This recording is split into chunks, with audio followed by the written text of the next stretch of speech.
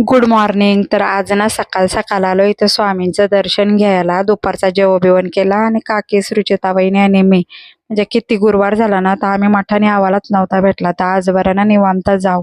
तर दुपारच्या असा 12 वाजता आला ना का गर्दी नसते हा अजिबात मठान. आणि मस्त दर्शन लय भारी भेटते, म्हणजे घाई बी काय होई नाही ना. मग दर्शन घेतला ना का तिथं असा 5-10 मिनिट आपल्याला बसायला पण भेटतंय ना, भारीच वाटते तिथेशी एकदम.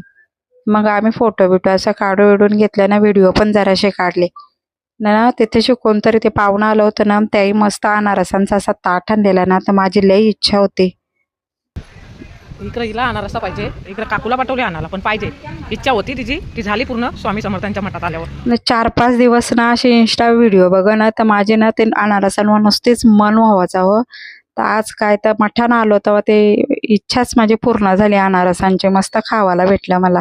लगेच अंबिकेच्या देवळात पाया बिया पडलो आणि तिथून आलो क्लासमध्ये. त्या क्लासमधल्या सगळा घेतला ना मी, काय आतले व्हिडिओ दुसरी घेतलीत नाही क्लासचे. तर मग ना संध्याकाळी क्लास झाला आणि घरी बिरी आलो ना, तर भाकरी करायला खटालाच आला होता म्हणा. तर मी नाही घेतलं मग अनवच करायला.